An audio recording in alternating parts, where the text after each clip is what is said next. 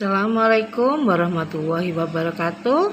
Bagaimana kabarnya anak-anak hari ini? Saya harap semuanya dalam keadaan sehat walafiat ya.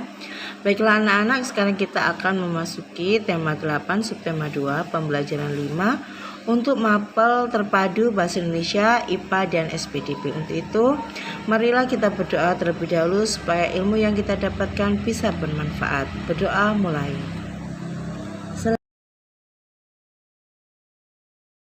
Baik anak-anak, tujuan pembelajaran kita pada hari ini adalah nantinya kalian diharapkan mampu untuk mengurutkan peristiwa dalam teks non-fiksi dengan benar. Yang kedua, kalian dapat menjelaskan hasil analisis dampak siklus air terhadap kehidupan dengan benar dan percaya diri.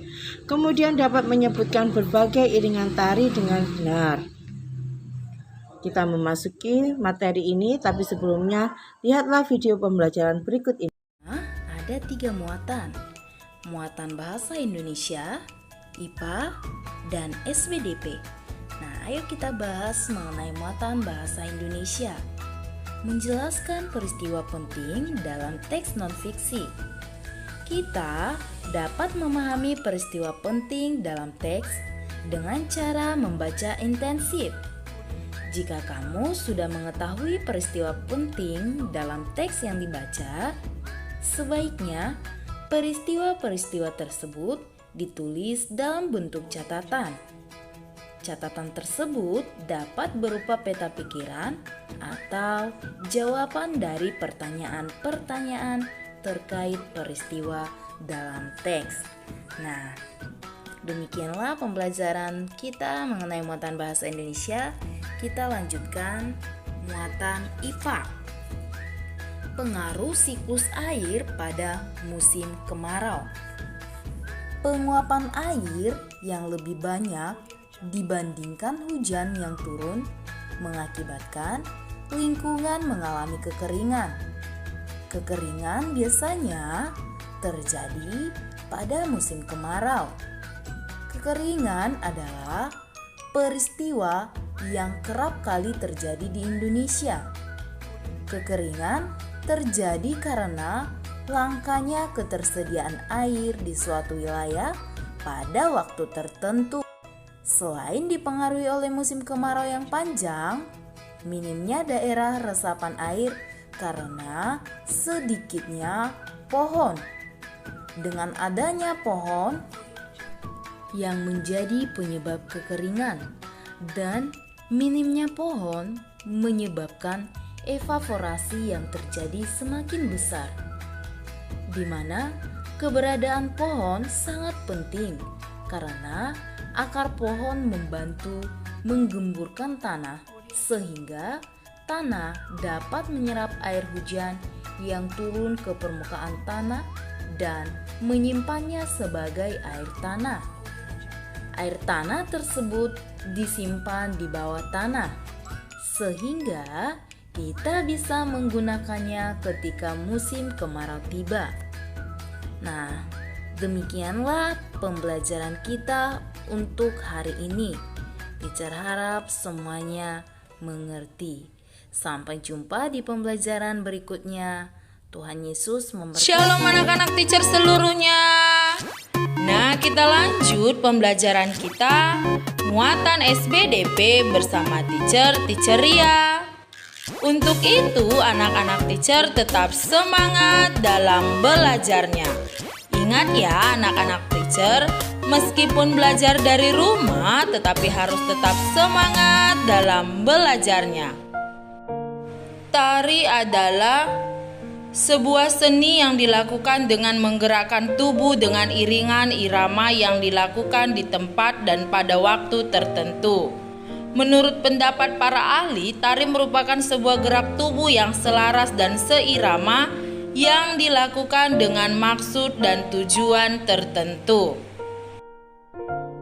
Tari daerah yaitu tari yang diwariskan secara turun-temurun sehingga menjadi budaya.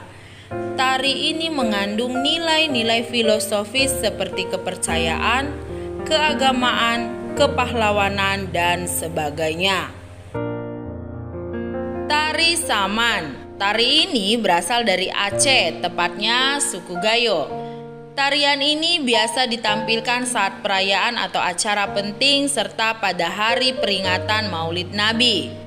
Dulu tarian ini hanya dilakukan oleh para lelaki saja karena pada zaman dahulu wanita tidak boleh melenggak-lenggokkan badannya. Tarian ini sering ditampilkan di bawah sebuah kolong meunasa, yaitu sejenis surau panggung. Seiring berkembangnya waktu, tarian ini juga ditampilkan di acara-acara umum selain perayaan adat, acara hajatan, ulang tahun, konser, bahkan acara kenegaraan. Untuk tempat pelaksanaannya juga lebih beragam, bisa di rumah, gedung, maupun panggung. Ragam gerak pada tari saman, gerak tepuk tangan dan tepuk dada. Gerakan lain berupa gerak guncang, kirep, linggang, dan surang-surang. Tarian ini dilakukan dengan cara duduk, berat tubuh dipusatkan pada ujung jari kaki yang ditekuk. Posisi para penari dimulai dari saat berdiri dan memberi salam dengan cara meletakkan kedua tangan di depan dada sembari perlahan-lahan menuju posisi bersimpu. Ketika dalam keadaan bersimpu, mereka duduk dengan posisi kedua tangan ditangkupkan di atas paha. Nah, anak-anak teacher, coba perhatikan contoh dari gerakan tari saman berikut ini. Di sini tangan berada di atas pundak. Oke anak-anak teacher, cukup sekian pembelajaran kita hari ini. Kiranya apa yang kita pelajari dapat dimengerti dan dipahami oleh seluruh anak-anak teacher.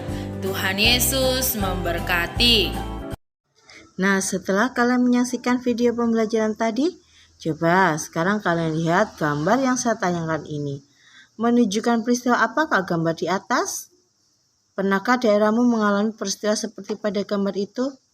Dan apa yang dapat kita lakukan dalam menghadapi peristiwa seperti pada gambar? Maka dari itu anak-anak coba kita perhatikan satu persatu. Peristiwa di atas menunjukkan seorang petani sedang menggembala sapinya, tetapi lahan atau persawahan di sekitarnya mengalami kekeringan, sehingga tidak ada tumbuhan yang tumbuh di situ, tanahnya pun pecah-pecah. Nah, bencana ini disebut dengan bencana kekeringan. Untuk itu, dalam menghadapi bencana kekeringan, apa yang harus kita lakukan?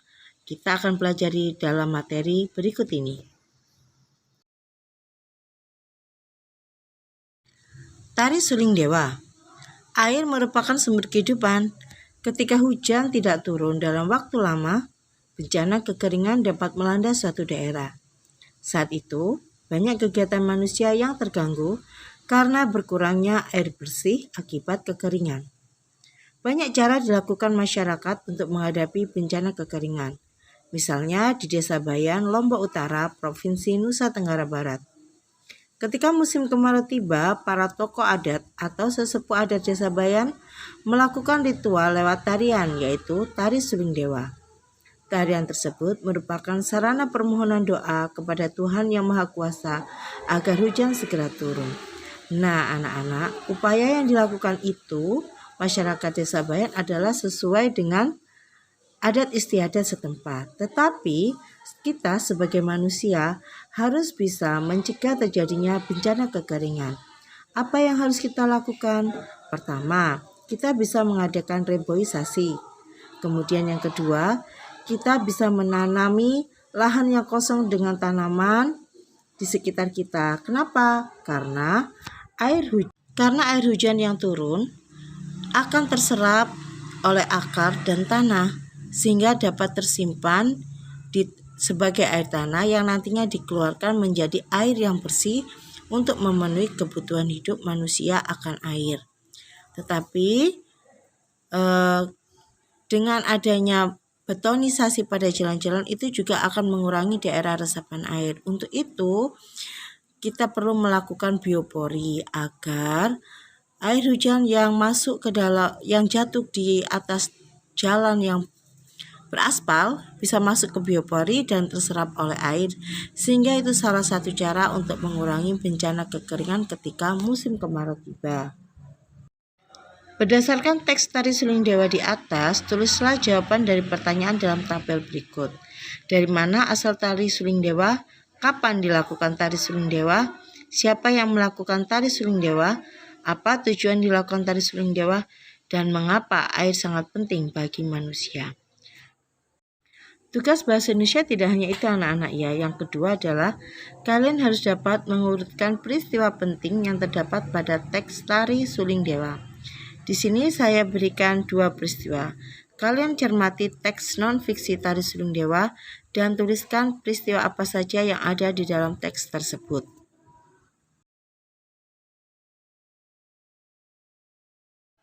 Berdasarkan video pembelajaran tadi yang harusnya kalian cermati dengan baik, Ibu akan memberikan 10 pertanyaan sebagai tugas IPA. Kalian tulis di buku tulis, nanti difoto ya. Semua jawaban ini bisa kalian lihat di buku LKS, di video pembelajaran, dan di buku siswa.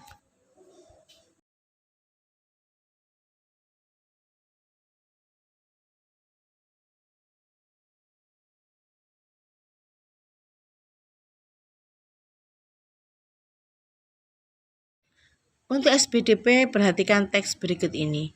Seni tari di Indonesia. Seni tari yang berkembang di Indonesia begitu banyak dan beragam. Tarian daerah menggambarkan tradisi dan tata cara kehidupan penduduk di suatu daerah. Tarian biasanya menjadi ciri khas pertunjukan pada upacara adat atau peristiwa penting.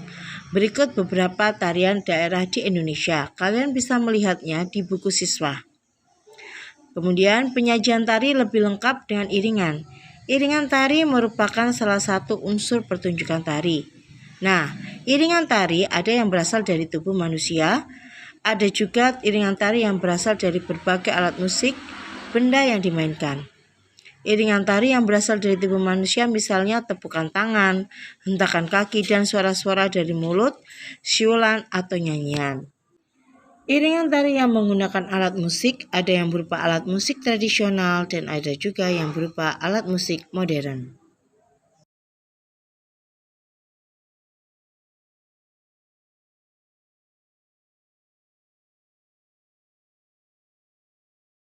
Nah, dari keterangan tadi, kerjakan tugas SPDP berikut ini di buku tulis.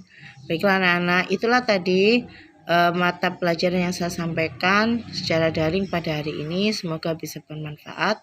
Saya tunggu pengumpulan tugas dari kalian di WA Group atau Japri saya. Sekian dari saya. Wassalamualaikum warahmatullahi wabarakatuh.